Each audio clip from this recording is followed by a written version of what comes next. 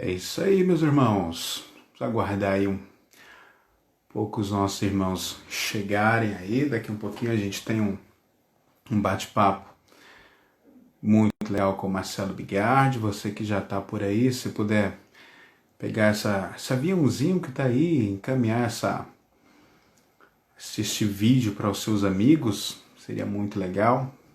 A gente vai estar falando aí sobre vencendo as frustrações, né? Então a gente está aí aos poucos, os irmãos vão chegando, a gente tem um tempinho para colocar tudo em ordem. Guilherme, meu amigão, já está aí com a gente, Guilherme Ferroni. Deus abençoe a sua vida. Vamos esperar, vamos aguardar.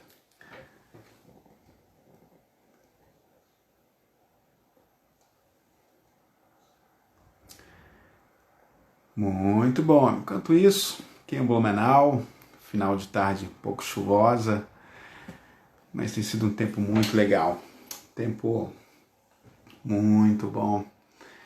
Apesar de toda essa situação aí que nós estamos passando aí de quarentena, de limitações em relação a cultos, esse tempo tem sido um tempo legal aí, onde nós temos feito algumas lives especiais, né? Essa com o Marcelo Bigardi, daqui um pouquinho, depois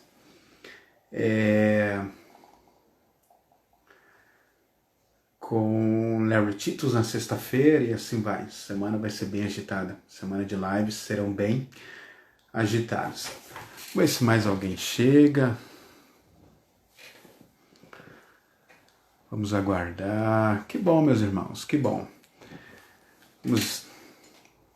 Vai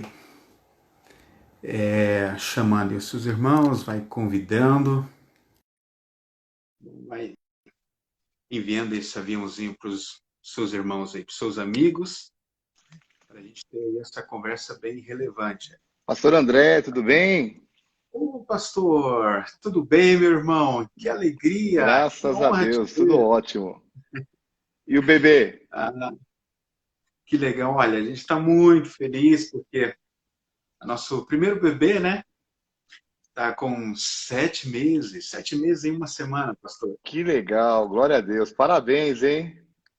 E Quanto, estamos quando, aí quando que muito nasce, então? Julho? final de julho, final de julho. Final de junho, que legal. Parabéns, cara. Final de julho.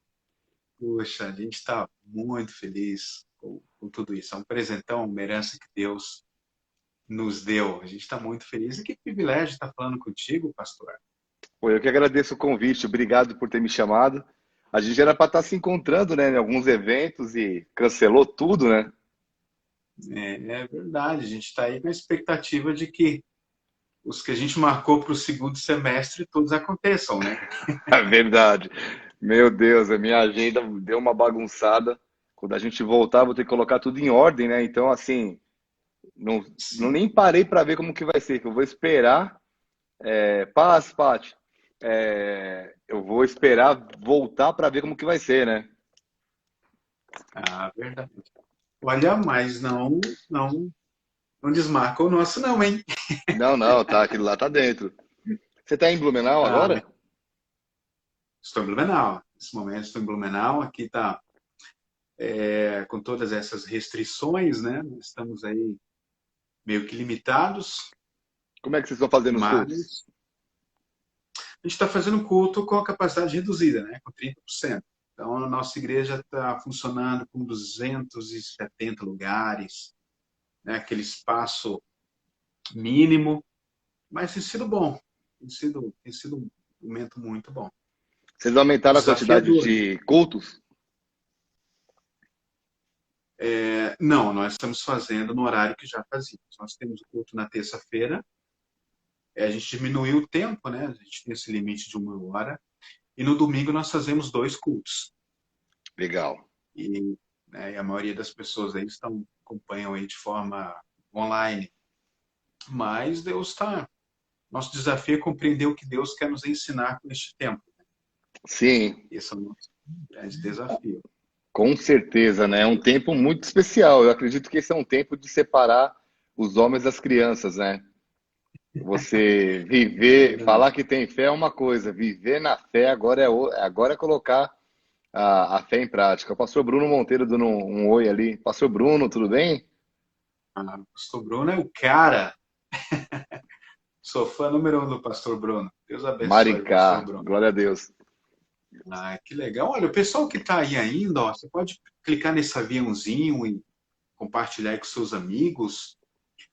Fala que a gente já vai começar daqui um pouquinho um bate-papo legal com o pastor Marcelo Bigardi, que é um homem de Deus, um referencial. Você não tem noção quanto você é uma referência para nós, viu? Pastor Haroldo Sério, Kuzma, aqui da nossa igreja, ele tem um amor muito grande pela tua vida, a gente ora muito pelo teu ministério e a gente pô, sabe que muito que você tem pense, visto vai ser muito pouco diante daquilo que Deus vai fazer. amém. Pensa no carinho que eu tenho por vocês também. Foi amor à primeira vista, né? Quando eu fui pregar aí, glória a Deus. Eu vi um pessoal entrando aqui, o pessoal que me segue, o pastor André, pastor da igreja Aba lá de Blumenau. Nós nos conhecemos lá. Na realidade, nós nos conhecemos aqui quando o pastor Jorge de Linhares fez a ponte, né? Isso, é isso mesmo. Na igreja de um outro Poxa pastor vida. amigo nosso, aqui em Curitiba. Pastor Adilson, pastor lá Pastor na aba Adilson. de. Pastor Adilson. Estava juntos aí e o Jorge te ligou e foi muito legal. Bom assim, São conexões de ouro, né? são conexões de ouro. E como é que tem sido esse tempo aí, pastor, em Curitiba? Como é que está funcionando os cultos? Como é que os Tem, irmãos têm? tem sido um tempo muito precioso, muito legal.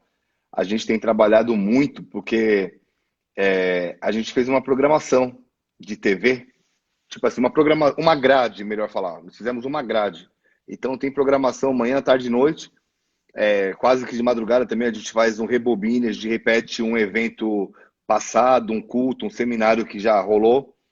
E tem dado bastante trabalho. Em compensação, tem dado bastante resultado também. O menino da minha comunicação chegou para mim a semana passada e falou assim: Biga, desde que a gente parou, nós alcançamos mais de 1 milhão de visualizações. Então a Uau, gente viu assim muito legal. bastante gente sendo alcançada e um trabalho de mídia muito forte sendo realizado. Então foi muito legal, porque os ministérios não pararam, células online, a igreja não parou. Eu, eu não vou te falar porque eu não sei como vai ser, mas a minha expectativa, e eu tenho crido, que quando a gente voltar agora a igreja vai ter duplicado de tamanho, porque a gente alcançou muita gente no online, muita gente mesmo. Então, toda a parte financeira também está sendo uma surpresa, né? Deus tem cuidado de cada detalhe. Então tá dando muito trabalho. Eu estou fazendo muito treinamento online, estou cuidando dos pastores online, estou fazendo agora aconselhamento que eu estou conseguindo fazer na igreja, que liberaram aqui, mas não liberaram ainda os cultos presenciais, nem de uma maneira reduzida. Mas Como é que assim, você está fazendo as células? Zoom, Como é que você está fazendo as células? Ah, pelo Zoom. através Legal. pelo Zoom. Cada líder passa o seu link para a sua célula e o pessoal faz e depois eles tiram foto, tudo normal. Tá sendo muito legal, porque a gente está vendo que não é só um pastor correndo atrás, todo o ministério, toda a igreja se reinventou. É verdade. E, e a gente fez um drive culto aqui, há 2 sábados atrás, e nós tínhamos um estacionamento para 350 carros que a gente conseguiu, da igreja 316, o pastor Arno, lá de São José dos Pinhais. Ele nos Sim. emprestou o estacionamento e o caminhão de som. Em 1 hora e meia a gente Olha só. fechou os convites. Então a gente viu assim um povo querendo se reunir, querendo estar juntos, né? E está sendo bem legal. Vou te falar que a gente tem saudade de pregar para o pessoal, de estar junto. Mas os Sim. cultos, estou pregando da igreja mesmo, né? Filmo de lá a comunicação espalha para vários Instagrams, Instagram meu e da igreja, Face meu e da igreja, e a qualidade é bem melhor lá. Então tá bem legal. A gente está alcançando bastante gente. E vocês estão fazendo antes de poder liberar, antes de vocês fazerem de uma maneira reduzida, vocês estavam fazendo como online também? Nós estamos fazendo o presencial dessa maneira reduzida, né? 30% da nossa capacidade aqui, mas também nós estamos fazendo essas transmissões ao vivo, que foi uma grande surpresa também. Houve essa expansão aqui, esse alcance de pessoas através da internet aqui em Blumenau foi de fato surpreendente. Legal. E eu acho isso muito legal. A igreja, o templo fechou, né? A estrutura parou, mas a igreja continua muito ativa. Isso que é muito legal. Sim, As crises é isso. As crises ou geram estagnação para alguns, né? As pessoas esperam, alguns líderes esperam para ver o que vai acontecer. Outros sim. se reinventam, outros, né, buscam aí oportunidade. Eu acho que isso aqui que é legal e eu tenho certeza que a igreja vai sair mais fortalecida com isso. Nós sairemos Não, mais fortes com isso. não tenho Né? dúvida, não tenho dúvida mesmo. É um tempo divisor de águas, né? Divisor de águas. Pastor, o pessoal vai entrando aí. Como o nosso tempo é bastante corrido, quando você esteve aqui conosco, o senhor ministrou uma palavra sobre frustração, né, sobre vencendo, Sim. superando a frustração. Como aquela palavra trouxe edificação? Como essa palavra foi enriquecedora e mudou pensamentos, conceitos, enfim. Trouxe aí uma perspectiva nova de vida para muita gente. Né? As suas experiências, o seu testemunho são enriquecedores. Eu gostaria mesmo de te ouvir um pouco falar sobre isso, sobre suas experiências, sobre esses obstáculos todos que o senhor venceu aí, enfim. Se puder compartilhar um pouco sobre isso, sobre aquele teu livro, seria fantástico. Ótimo. Eu tô com ele aqui. Eu acabei de fazer uma live com os pastores, com o pastor do Bola de Neve de Salvador. Aí eu contei um pouquinho. Eu posso contar uma situação que a gente está vivendo nesse exato momento? Por favor, fique à vontade, pastor. Há 1 ano e meio eu recebi de Deus uma série de mensagens que viraram livros que eu não imaginava que era para esse tempo, que seriam tão proféticos assim. Em Sim. junho de 2018, eu ouvi de Deus ele dizendo assim: filho, sai das redes sociais porque eu vou te esconder. E Deus ministrou uma série de mensagens sobre os esconderijos dele. Quando você entra numa caverna, você vê as estalactites ali, que são formações rochosas lindas quando você joga luz para tirar foto, mas se você andar com elas no escuro, sem ver, você pode acabar se machucando numa coisa que é linda, mas você não está vendo. E Deus falou assim que nas cavernas espirituais acontece isso também. Quando ele te puxa para trás, a ideia é que você não ande muito, que você seja sensível à voz dele, que você descanse um pouco e ouça a próxima direção. E tem muita gente que quando Deus puxa para trás, quer se mover, quer se movimentar e acaba se machucando numa coisa que é bonita, mas não chegou não chegou a hora ainda para ver. Na hora de ver. O caso de Moisés foi um grande exemplo disso. Deus o puxa para trás, o faz ficar, mesmo ele tendo um chamado, mesmo ele tendo uma paixão por libertar o povo, ele está escondido lá na casa de Faraó. E um dia ele se mexe, ele de uma forma que não era para se mexer, e aquilo acabou machucando, porque ele faz a coisa certa da maneira errada, não era para matar e não era o momento. E ele tem que fugir, deixando, né, a casa, as roupas, o carinho, o amor, e ele vai para um deserto ser ministrado por Deus. Por quê? Porque ele se mexeu no momento errado. E aí eu vejo também Davi, né, que foi para a caverna e lá naquela caverna ele aprendeu a ser sensível à voz de Deus e ver nos 400 homens pessoas de valor, sendo que ele não veria da mesma maneira se ele tivesse entrado, se ele tivesse no lado do rei. E aí Deus me deu esse livro aqui, ó, Escondidos por Deus, como suportar e vencer os momentos de solidão. E é o que a gente está vivendo hoje, né? Estamos em isolamento. Esse é o seu último? Não, eu vou te Não. mostrar, já vou te falar.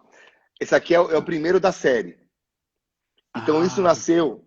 Só que foi uma série. E aí o que acontece? Quando eu estava ministrando sobre esse livro, deu 6 meses de ministração em série, Deus começou a ministrar assim ao meu coração, que havia muitas pessoas que se acostumaram com as cavernas, se acostumaram com os esconderijos, que começaram a dizer assim, cara, a vida é difícil mesmo, a vida é dura. E aí Deus me deu esse livro, O Poder do Recomeço, que há um momento olha. que você não pode ter você não pode ter medo de recomeçar. Teve um momento que Deus falou para Moisés assim, Moisés, volta para o Egito. aonde há na cabeça de Moisés, caramba, lá tem um cara querendo me matar e um povo que não está querendo me ouvir. E Deus falou, volta, não tenha medo. Davi teve que sair da caverna. E nós estamos num momento que nós vamos ter que aprender a recomeçar. Tudo vai ser diferente a partir de agora. A gente não sabe como vai ser. E as pessoas que estão com medo, é o que você falou, pastores esperando algo acontecer e outros se reinventando. Quem você acha que daqui 5 anos vai estar hiper feliz com altos resultados? Né? Aí, Deus me deu um terceiro livro, que foi sobre identidade, que esse eu lanço em junho. Identidade, não há competição para quem é original. E aonde você entende sobre a sua identidade? Na caverna. Lá, a Bíblia fala que Davi se fez chefe deles. Davi olhou e falou assim pro povo, cara, eu vou ser seu chefe. Tipo assim, não esperou eleição, não precisou de apoio de terceiros. Ele se levantou. Só que aí aconteceu algo, André. Quando entrou no começo do ano, Deus me deu uma série de mensagens sobre fé.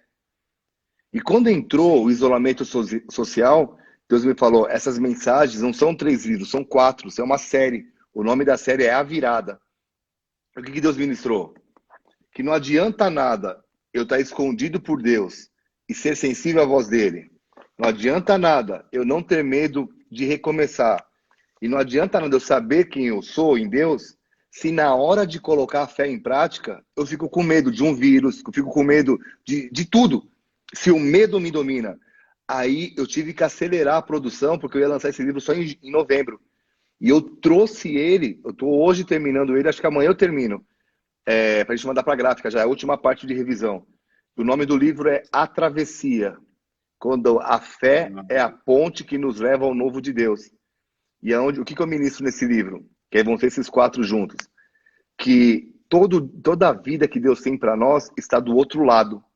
É uma travessia. É um processo que Deus tem. E nós estamos em uma travessia agora. Nós estamos nesse momento. E tudo isso tem a ver com esse livro que você me pediu para falar, da frustração. Porque quando eu não entendo que Deus me puxa para trás, quando eu não entendo que eu tenho que recomeçar muitas vezes, quando eu não entendo quem eu sou e que tudo que Deus tem para mim está do outro lado do processo, eu começo a me frustrar. E como é que eu me frustro? Não sei se você lembra, o primeiro capítulo do livro que eu falei ali, é que se a gente quer evitar a frustração, a gente tem que evitar. Se a gente quer evitar a frustração, nós não devemos nos comparar com ninguém. Lembra disso? Sim. E aí a comparação tem acabado com muita gente.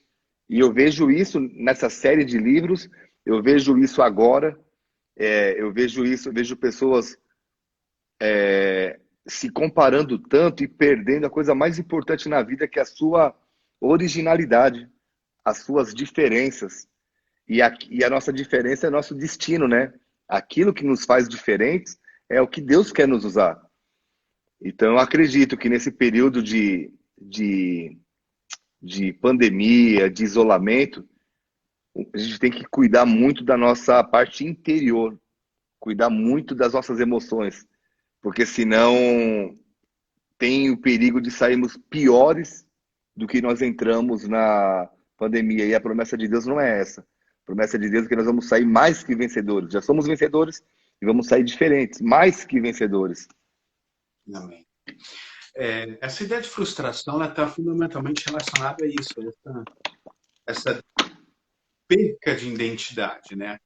E aí, quando a gente perde a nossa identidade, a gente se frustra porque não consegue alcançar o que o outro alcançou. E Sim. Se frustra porque se perdeu no meio do caminho, a gente não sabe o que é, no final das contas. Verdade. Basicamente isso, né? E é horrível, né? Porque quando a gente chegar diante de Deus, ele não vai perguntar se a gente foi igual fulano ou foi igual ciclano. Ele vai perguntar o que a gente fez com aquilo que ele nos deu. E muitas vezes o que ele nos dá são coisas pequenas no início. E nós temos que valorizar. Davi teve pedras, Moisés teve uma vara. No meu caso, Deus me deu um skate. Hoje eu nem ando de skate mais. Só que o skate foi a ponte para conhecê-lo, para evangelizar umas pessoas, inclusive a minha esposa, para entrar no Bola de Neve, para saber falar com uma galera, entendeu? Então, eu tive que falar, eu fui fiel àquilo que Deus deu. E hoje as pessoas, eles, ao se comparar, eles deixam de usar essas ferramentas que muitas vezes é simples, mas é simples para agora, só para testar sua obediência. Lá na frente, Deus troca a armadura. Davi não usou mais pedra, usou espadas e escudos reais, né? É isso mesmo. Eu lembro do cego, aquele que a Bíblia diz que Jesus estava passando e na verdade, ele ouviu que Jesus estava passando e gritou, né? Sim, Jesus, filho de Davi, tenha compaixão de mim. Ou seja, ele era cego, mas ele tinha ouvido e boca. E ele usou o que ele tinha para alcançar aquilo que ele ainda não tinha. verdade. E é bem isso mesmo. Pode falar. Não, e é bem isso mesmo, essa realidade de desvalorização daquilo que temos ou daquilo que somos. E eu acredito que Deus ele trabalha muito com a fidelidade, né? As recompensas ou algo a mais, aquilo que Deus vai liberando está muito ligado à excelência que nós fazemos as coisas, independente aí daquilo que realmente temos em mão. Ele quer Sim, excelência, ele quer diligência. O teu amigo, Joel Comiskey, ele é um guru aí global do modelo de célula, né? Ele tem uma mensagem muito legal que ele fala de spudê, que é que é a palavra grega para diligência, e ele traduz como se fosse algo impetuoso, né? Algo que você vai com a intenção de chegar até o fim, sim. né?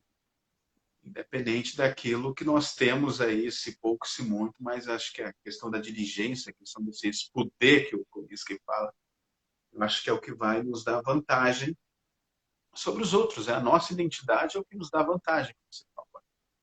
Muito legal. Continua aí com a sua história, pastor. Muito legal. Você falou sobre o cego, né? Eu acredito que o pior cego não é aquele que não enxerga, mas aquele que enxerga e não vê. E aí aquele que consegue enxergar, mas ele não consegue ver a visão que Deus tem para ele.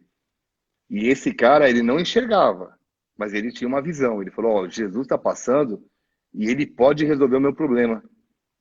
Então, é o que você falou, ele se reinventou. Ele falou: Puxa, eu não tenho um sentido, mas eu tenho outros.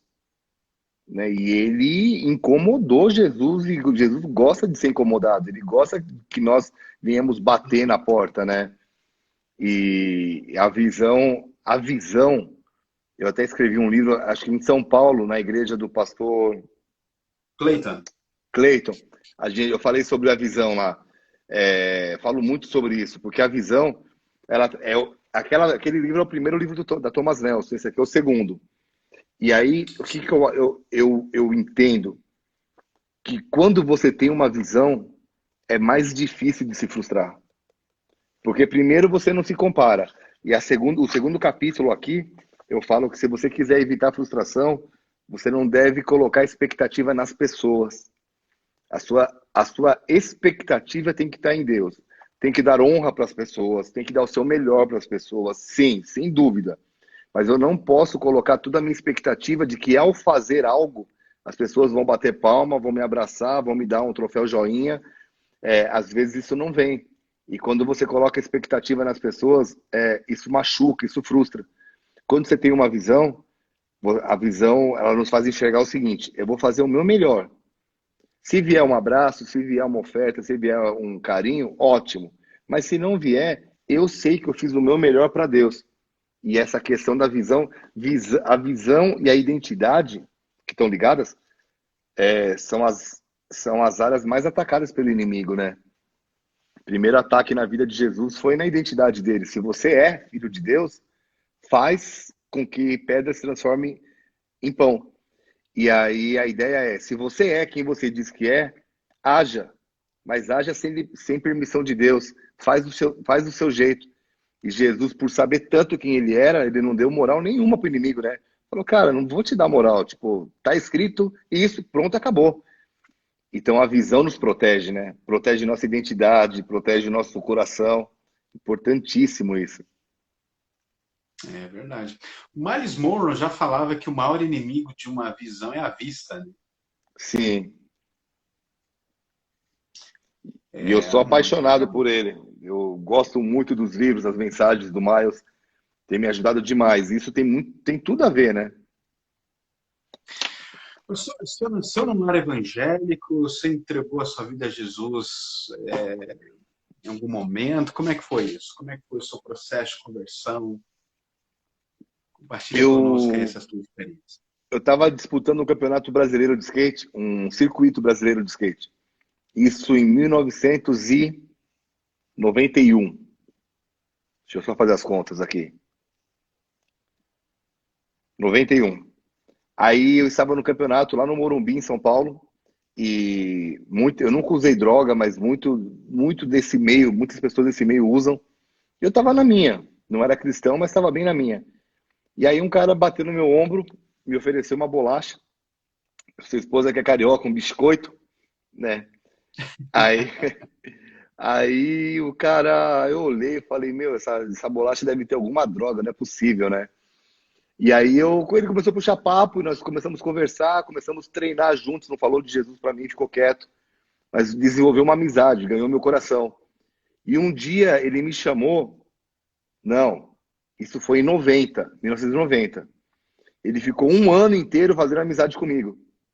A gente começou a treinar juntos, viramos amigos.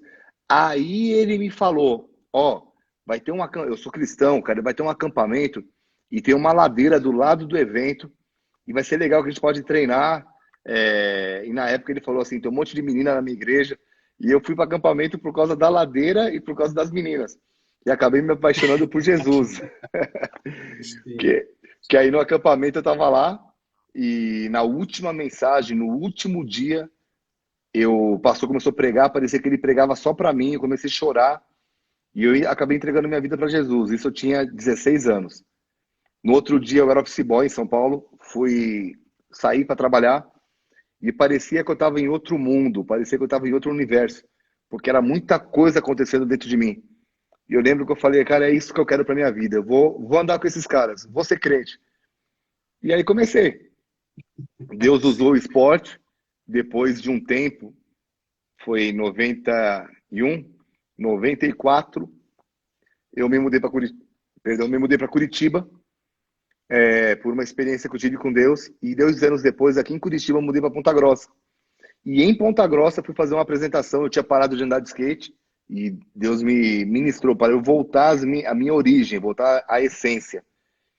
E aí eu fechei uma rua, comecei a treinar e fui fazer. Chamei esse cara de São Paulo que me levou para Jesus. Hoje nós nos consideramos como irmãos, né? Daí levei ele para Ponta Grossa e nós fizemos uma apresentação. E a primeira pessoa que se converteu foi hoje a minha esposa Vivi. Ela se converteu, um Oh, amigo gente, que dela, legal. que hoje é pastor do Bola de Neve de Guarapuava. E aí a gente começou, isso foi em 96. Daí fiquei lá, tal, ela se converteu. Em 98 a gente começou a namorar, em 99 casamos. Em 2002 eu tive uma experiência com Deus muito forte na Europa. Estava disputando o Mundial de Skate e Deus perguntou assim para mim se eu abriria a mão dos meus sonhos para viver os sonhos dele. E foi muito forte, porque como eu sempre fui um cara de fé, de acreditar no impossível, eu estava acreditando de que eu ia ser campeão mundial e ia morar nos Estados Unidos ou na Europa. Eu tinha planejado minha vida para isso. De repente, Deus me mandou abrir mão de tudo.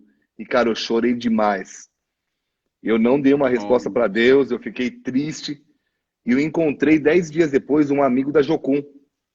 E eu contei essa história para ele. E ele falou assim: Biga, não tem nada que você entregue na mão de Deus que ele não te devolva 100 vezes mais aqui na terra.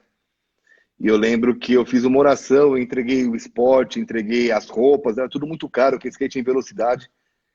E aí entreguei para ele. Isso foi julho de 2002. Agosto, julho.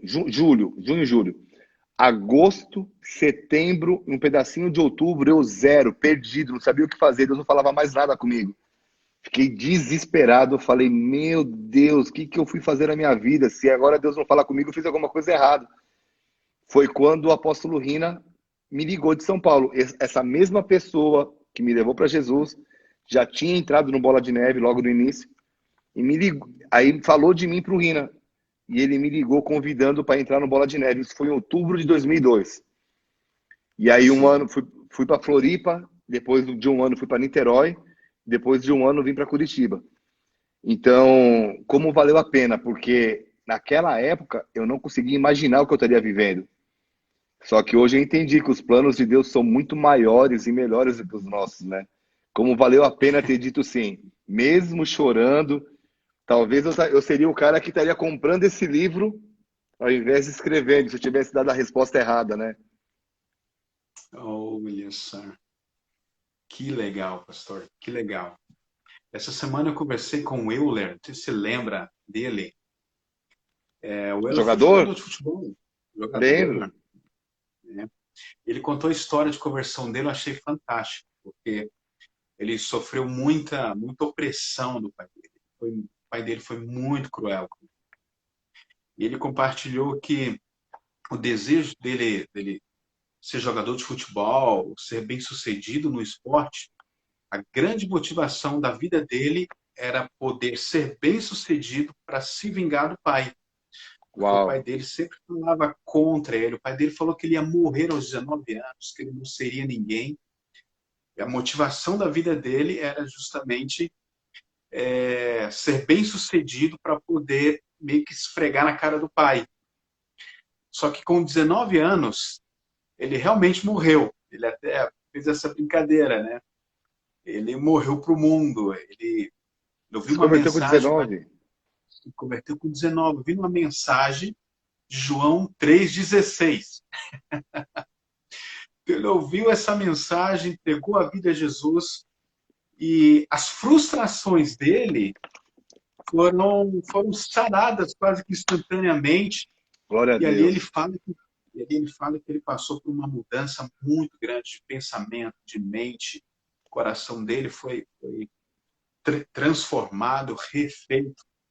E a motivação dele mudou. E quando a grande motivação dele era alcançar o sucesso no esporte para se vingar do pai, depois que ele entregou a vida a Jesus e foi sarado das frustrações, a motivação dele no esporte era simplesmente revelar a glória de Deus. Glória a Deus. E foi a partir daí que as coisas começaram a acontecer. Então, essa conversa que a gente está tendo sobre vencer as frustrações, eu acredito que muitas pessoas precisam ouvir isso. Né? Sim, eu acredito Essa, nisso muito. Até, André, falar uma coisa aqui que, por exemplo, o terceiro capítulo, eu não falei aí no culto aquele dia, mas eu falo sobre uma das formas de evitar a frustração é combatendo a ansiedade. Agora, há duas formas de ansiedade. A primeira é quando você não sabe o que vai ser da vida, né? Ó céus, ó vida, caso, comprar uma bicicleta, tal. E isso te deixa ansioso. Mas eu abordo aqui o outro lado da moeda. Quando Deus te mostra o que você vai ser, quando Deus te dá uma palhinha do teu chamado, e aí ele fala, mas não é a hora. E aí o bicho pega. Por quê? Eu falo em cima daquela passagem de Jesus, que quando ele tinha 12 anos, ele sabia o que ele ia fazer. E ele foi até os doutores da lei, ele conversava com eles, ele fazia perguntas, respondia também algumas perguntas que lhe eram feitas. E ali a mãe dele chega e fala: Menino, o que você está fazendo aqui, cara? Volta para casa. E ele, mesmo sabendo o que ele tinha que fazer, ele volta para casa e ele fica 18 anos esperando o momento certo de fazer aquilo que era certo. E ele foi um ótimo marceneiro nesse tempo. Ele não ficou de braços cruzados. Ele fez mesas, cadeiras, tal. E um dia lá na frente, a mãe dele chega para ele e fala assim: Filho, acabou o vinho. Ele olha para ela e fala: Mas e aí? Mas quer que eu faça o quê? E aí ela insiste e ele faz o primeiro milagre e começa o chamado dele, o ministério dele. E aí o que Deus me ministrou? A mesma pessoa que puxou ele para trás foi a pessoa que deu o start para ele começar. Então, quando você consegue respeitar o time, o tempo, de fazer a coisa certa na hora certa, até as pessoas que te puxam para trás são usadas por Deus para te dar um impulso. E muitas vezes as pessoas se perdem nisso, porque quando é o momento de ser puxado para trás, eles dizem, mas eu sei o que Deus espera de mim. E nessas, racham suas igrejas, desrespeitam seus pastores, agem com deslealdade, e tudo que você planta há uma reação, você vai colher. E o que, que acontece daí? Essa é a ideia do inimigo, porque se você plantar deslealdade, ele tem toda a liberdade de entrar ali. Então, essa foi uma coisa muito forte que aconteceu comigo, que eu tive que aprender a liderar, a liderar na minha mente. Cara, eu sei o que eu vou fazer, mas eu tenho que esperar o momento certo para fazer o que é o certo. E isso traz muita frustração, né? Como administrar a ansiedade nessa espera, pastor? Então, a Bíblia fala que Jesus crescia em graça diante de Deus e dos homens. E aí é a chave de administrar a ansiedade. Crescer em graça, ter uma vida de oração e diante dos homens. Faça com excelência aquilo que você está fazendo. Porque se você não for uma pessoa desfocada, você sabe que se a gente quiser tirar o foco de uma pessoa, basta dar um outro foco. E a pessoa fica desfocada. Quando a Bíblia está dizendo que Jesus crescia em graça diante de Deus e dos homens, eu acredito nele como rapaz, orando, tendo uma vida com Deus, e aquilo saciava, né, a humanidade de Jesus. E eu sei que a oração, ela coloca nossos pés no chão. Então, uma coisa é você orar para agradecer os alimentos, outra coisa é você ter vida de oração do Espírito, né? Agora, a segunda coisa, diante dos homens, por exemplo, eu falo muito sobre as duas sacolas de Davi. Quando o pai de Davi pediu para ele levar pães para os irmãos que estavam na guerra, ele foi com uma sacola cheia de pão. Quando ele voltou com duas sacolas. Uma estava vazia, tipo, os pães que o senhor pediu para entregar, eu entreguei, eu fiz o que eu tinha que fazer. A segunda tinha a cabeça de Golias, eu fiz algo a mais. Fiz algo que o senhor nem pediu, mas eu fui excelente, eu fui acima da média. E uma das formas de você vencer a ansiedade, nesse momento, eu acredito que é assim, faz o seu melhor. Só para completar isso, André, e completa bem, eu era de uma igreja em Ponta Grossa, e aí, antes de entrar no Bola, e um dia foi um pastor pregar lá, e eu me identifiquei muito com ele. E o pastor pregando, e aí eu encontrei com ele na cidade, no centro, no outro dia. Eu falei, ô pastor, eu estava no culto ontem e tal. Ô pastor, eu tenho um chamado para ser um pastor. O que eu faço para ser um homem de Deus usado igual você? Olha o que ele me respondeu. Ele falou, cara, faça sempre a última coisa que Deus te mandou fazer e faça bem feito. Se ele te mandou ficar quieto na igreja, seja um ótimo crente quieto. E eu ouvi aquele cara e aconteceu isso, entendeu? Então, quando você faz o que Deus te pediu para fazer no momento e faz bem feito, cara, eu sei onde eu vou chegar, tudo bem. Mas é isso que Deus me pediu agora e você põe foco naquilo, você não fica viajando, você não tem tempo para pensar em besteira. Consequentemente, você trabalha a ansiedade. Não sei se eu consegui me explicar. Sim, com certeza. Que legal. Toma uma água. Muito bom, pastor. Que legal. Fala mais aí desse do seu livro. Continua discorrendo aí que tá muito legal. Muito bom te ouvir, pastor. Você não tem ideia.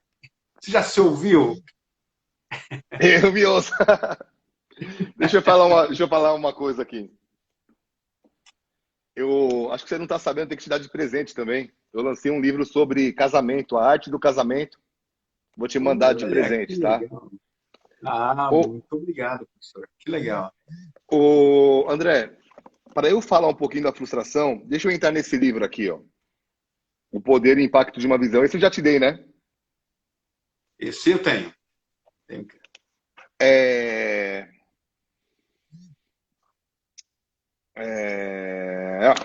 Olha só. Quando eu escrevi esse livro aqui, O Poder e Impacto de uma Visão, a ideia... Alô, você está me ouvindo? Tá me ouvindo? Tô ouvindo bem. Tá. A ideia era que quando você tem uma visão na vida, essa visão vai determinar o alfabeto da sua vida. Letra A, suas amizades, letra B, eu vou discorrendo. Quando eu cheguei na letra K, eu liguei para o Dr. William Douglas e eu perguntei para ele assim, Dr. William, o que você falaria sobre liderança com a letra K que tivesse a ver com saúde? E é muito bom você ter uns amigos nerds, né? Porque os caras têm umas sacadas assim, eu falei, meu Deus. Ele falou, pô, fala sobre o potássio, que é a letra K da tabela periódica. E aí eu liguei para um outro amigo nerd, que é um cientista lá de São Gonçalo, mas ele mora no Rio. E aí eu liguei para ele e falei, o que que o potássio faz no nosso organismo? E ele falou assim, o potássio ele é responsável pelo equilíbrio da água no organismo. Aí eu saquei. Uma pessoa, para evitar a frustração, ela precisa ser uma pessoa que saiba equilibrar a sua vida. Em que área? Em todas as áreas. Então, por exemplo, André, o que que é mais, quando você pergunta para as pessoas da igreja, o que que é mais importante para você? Seu trabalho ou sua família? O que que geralmente as pessoas respondem? A família. Se você falar assim, e o ministério e a família? A maioria responde, a família. E isso é uma forma desequilibrada de agir. Porque uma forma equilibrada, o cara pensa assim, ei, calma lá, cara. Se a família é importante, sustentar ela também é. Então, meu trabalho também é importante. Se a família é importante, levá-la para perto de Deus também é. Então, não existe o mais importante. O meu papel é saber equilibrar essas três bolinhas de cristal para que nenhuma caia e quebre. E aí você vê na vida de Jesus que ele sabia equilibrar o ministério com oração, o ministério com descanso, o ministério com ensino, o ministério com os amigos, que ele tinha os momentos a sós com seus amigos ali. E esse equilíbrio de Jesus fez com que ele começasse bem e terminasse bem. Então, por que que eu quis entrar naquele livro? Porque às vezes a gente vê pessoas desequilibradas, não emocionalmente, mas em relação ao tempo. E elas querem fazer tudo ao mesmo tempo, ou quando vem que não conseguem, abrem mão de tudo. E eu aprendi a olhar pro meu dia em minutos, não em dias. Eu não falo, o que eu faço na segunda? Não, segunda é muito grande, eu tenho muitas horas na segunda, tenho muitos minutos na segunda. É 1440 minutos. Então, o que eu faço de minuto a minuto? Só que a ideia, o segredo do equilíbrio aqui, não é a administração dos minutos, é a administração das emoções. Então, por exemplo, quando eu fui andar de moto com o Danduque, lá nos Estados Unidos, e a gente andou 3 dias, 1.500 quilômetros. Só que eu tinha 43 anos e ele tinha 73 nessa época, 3 anos atrás. Quando acabou o rolê, eu falei, e aí, Dan, como é que você tá? E ele falou, pronto para a próxima. Eu falei, cara, que véio é esse, né? Aí eu perguntei, eu falei, ô Danduque, qual que é o teu segredo, cara? E ele falou, intensidade. Eu falei, me explica. Ele falou assim, tudo que eu faço na minha vida eu sou intenso. Então, na hora que é para orar, eu sou intenso. Na hora que é para viajar para o Brasil e ministrar, eu sou intenso. Na hora que é para ficar com a minha esposa, eu sou intenso. Na hora que é para andar de moto, eu sou intenso. Então, tudo, eu não fico num lugar pensando em outro. E aí eu lembrei do equilíbrio de Jesus. Opa, é para escrever um livro? Deixa eu ficar aqui. Se eu ficar no WhatsApp e no livro, eu não respondo bem e eu não escrevo bem. Se é para fazer uma live, eu tô com você aqui. Eu não tenho nenhum filho aqui, eu não tenho um iPad ligado, eu tô com os livros na minha frente. E esse equilíbrio nas emoções tem ajudado demais, demais, demais, demais a curtir os momentos. Então, é hora para brincar com as crianças. Às vezes eu erro, mas eu tento deixar o celular de lado. É hora de estudar. Opa, vamos estudar. Então tem sido muito legal isso, André. Tem me ajudado demais. Uau, que legal, pastor. Não, de fato, sem falar que esse perfil de ser intenso naquilo que você está fazendo também evita a sua frustração e de quem está perto de você. Total, total. Uhum. Você, até porque você vai atrair pessoas iguais a você, né? Então, se você quer ter um círculo íntimo de pessoas intensas, elas vão olhar para você. Muitas vezes vão aprender com o seu exemplo. E não é fácil você ser um exemplo. Para ser um exemplo, você tem que ter coragem de olhar no espelho e ver onde estão as suas falhas, né? E Sim. olhar e dizer assim, até porque o que você não tiver disposto a, você não consegue mudar o que você não tiver disposto a confrontar. E olhar no espelho ajuda a evitar a frustração. Por quê? Você sabe onde você está. Aonde eu estou na minha vida? Cara, eu estou mal aqui. Por exemplo, deixa eu só dar esse toque. Quando eu escrevi esse livro, eu decidi evitar a frustração. Por isso que está assim, ó. Da frustração à realização, passos para evitar. Agora, tem gente que já está frustrado. E o que fazer? Nessa hora, tem que olhar no espelho e falar: bom, eu já estou mal. Eu preciso reconhecer isso. E a partir daí, começar um processo de mudança, degrau a degrau. É... Tudo na vida é um processo. A vida com Deus é um processo. E essa questão de você ser intenso, mudar e permitir que as pessoas do lado possam olhar para você e falar: pô, se Deus mudou ele, pode me mudar também. Isso cria uma avalanche, né? Uma bola de neve. Pessoas dispostas a verem onde elas estão e mudarem para o bem do reino, né? É verdade. Olha, como líder, como pastor, muitas vezes a gente começa a semana empolgado, feliz, com vários planos, mas aí a gente às vezes tem muita coisa para fazer e chega a sexta-feira, chega o sábado, a gente se frustra com a nossa semana. Então, essa organização, esse equilíbrio com a agenda é muito importante. Me fala como é a tua agenda, como é que você organiza a tua semana para você evitar a frustração no final dela. Tá. Eu preciso te contar um princípio, tá? O princípio que eu usei, e aí Deus me deu uma estratégia. As pessoas não podem usar a minha estratégia, elas têm que usar os princípios. Princípios são imutáveis, estratégias são mutáveis.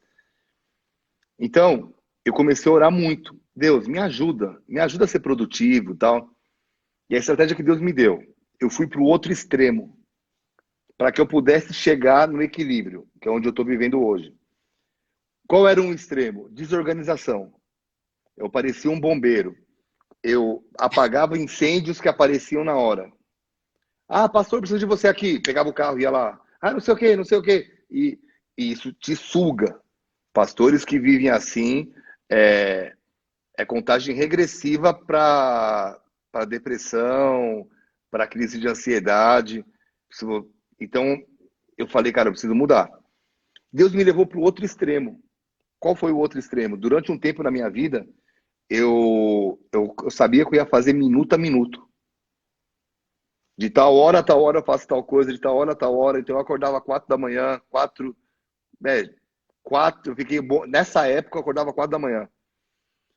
Sim. Pai, eu sabia o que eu fazia de tal hora a tal hora, de tal hora a tal hora, e eu fiquei ali uns 2, 3 anos sendo chato. E se alguma coisa saía fora daquilo ali, me atrapalhava, porque era tudo muito contadinho.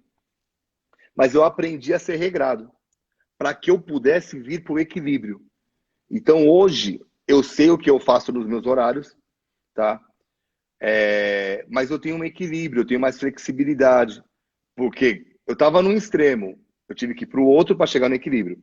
Agora, uma forma que eu fiz no começo para me ajudar, e aí é uma dica para as pessoas para poder ajudar, eu dividi a minha vida num papel assim: segunda, terça, quarta, quinta, sexta, sábado, domingo, manhã, tarde e noite.